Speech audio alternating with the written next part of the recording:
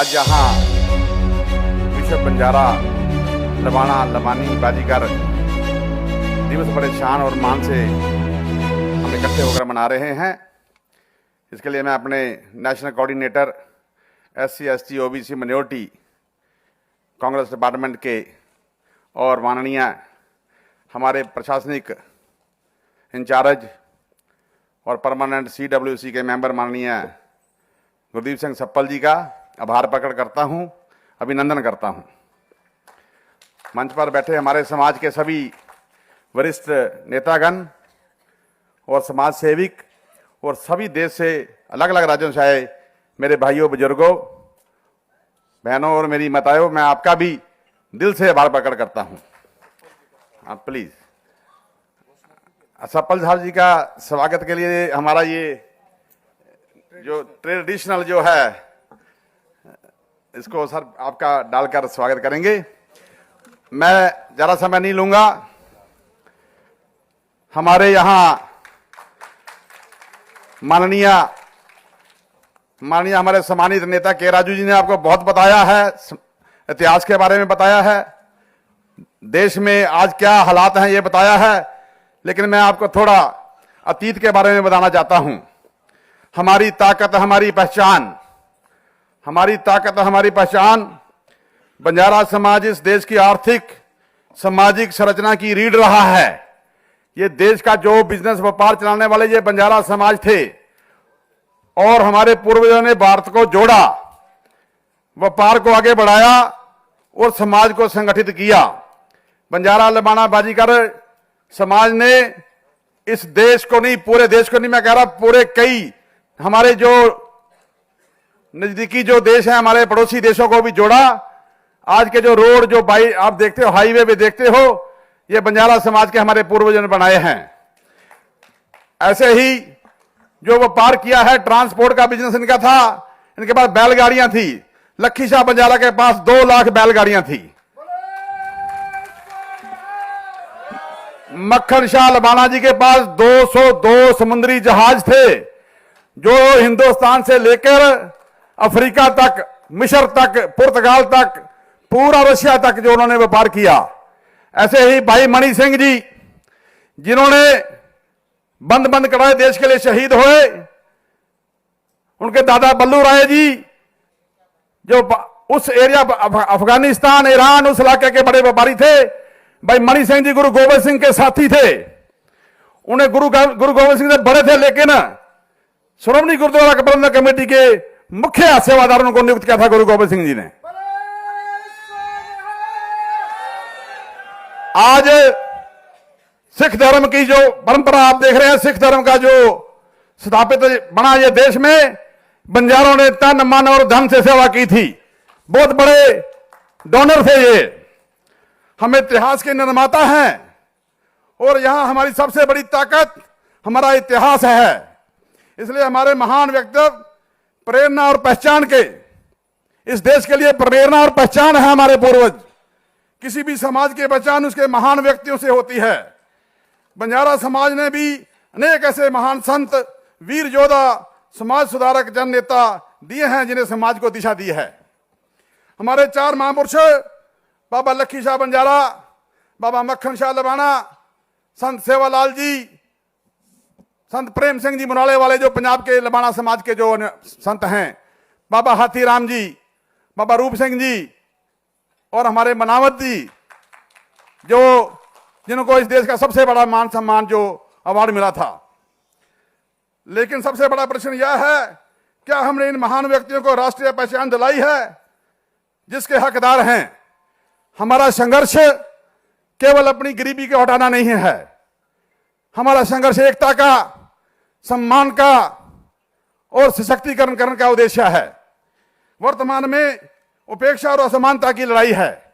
हमें पूरे देश में लोग असमानता से देखते हैं, हमारे उसके लिए भी संघर्ष करना है। हमारा समाज कई स्तरों पर पीछे है। शिक्षा और कौशल की कमी है, आर्थिक संघर्ष है, संस्कृति पहचान की अनदेखी है, राजनीतिक प्रतिनिधित्व की कमी है। हमारे देश में 15 करोड़ लोगों होने हुए भी हमारे देश के लोग संसद और विधानसभा में कम हैं। इसलिए हमें राजनीति में भी भागीदारी पूरी करनी होगी और लेनी होगी। सीधा सवाल, हमारा अधिकार कहां है? अधिकार के लिए लड़ना है।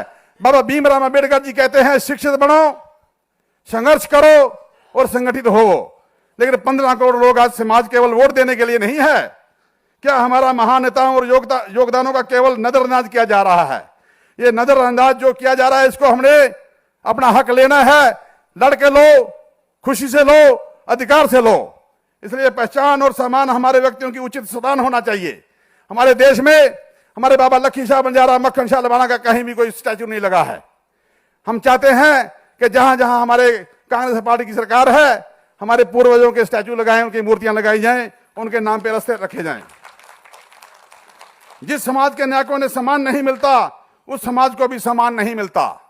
अगर आप अपने समाज के नायकों को, पूर्वजों को सम्मान नहीं देंगे तो आपको भी सम्मान नहीं मिलेगा। इसलिए हम लोगों को सम्मान के लिए भी लड़ना है, अधिकार के लिए भी लड़ना है। राजनीतिक सशक्तिकरण अब अधिकार की लड़ाई है। बिना राजनीतिक शक्ति के कोई समाज अपने नायकों और अधिकारों की रक्षा नहीं कर सकता। आपको संसद में भी बैठना है, विधानसभा में भी बैठना है। ये आप लोगों ने अपना अधिकार खुद लेने के लिए तैयार होना है। कोई भी किसी को कोई अधिकार नहीं देता, लेना पड़ता है। हमें नीति निर्माण में भी भागीदारी चाहिए। जिस देश को संविधान मिला है बाबा भीमराव अंबेडकर जी ने, और इससे सदियों पहले गुरु नानक देव जी ने, हमारे गुरुओं ने, संत कबीर जी ने, संत रविदास जी ने जो आपको विचारधारा दी है, वही ही हमारे संविधान की रूपरेखा है। इसलिए हमने अपने गुरुओं का, पीरों का सम्मान करना है और उसने दिए हुए विचारधारा के ऊपर चलना है। शिक्षा भविष्य की नींव है। हर बच्चों को गुणवत्ता शिक्षा, बड़ी अच्छी शिक्षा, क्वालिटी शिक्षा चाहिए। युवाओं के लिए कौशल विकास चाहिए।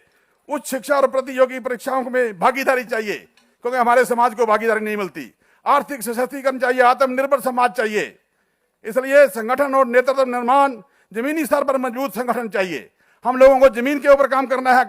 कबीलों में जाओ, जहां जहां हमारी झुग्गियां हैं वहां जाओ। मैं पूरे देश में 25 राज्यों में जाकर उन लोगों के साथ रहता हूं, खाना खाता हूं, जहां पर लोग बहुत गरीब हैं, शिक्षा भी नहीं है, रोजगार भी नहीं है, बच्चों के पास कपड़ा भी नहीं है। इसलिए हमें संगठित होकर पूरे देश के कबीलों को जोड़ना है। संगठन नेतृत्व भी चाहिए।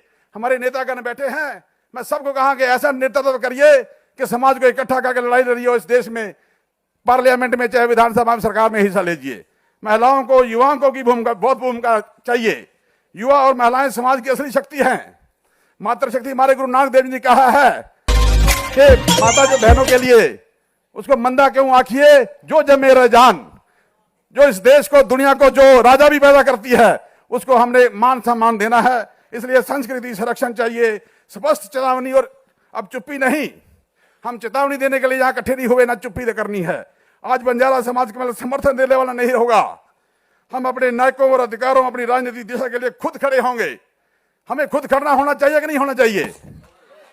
अगर एकता सबसे बड़ी शक्ति है, अगर हम एकजुट हैं तो हमें कोई नहीं रोक सकता। अंतिम में मैं ये कहूंगा कि मेरे माननीय हमारे पूर्व ऑल इंडिया बंजारा सेवा संघ के अध्यक्ष और पूर्व मंत्री माननीय अमर सिंह तेजावत जी का एक छोटा सा मैसेज मेरे पास आया है।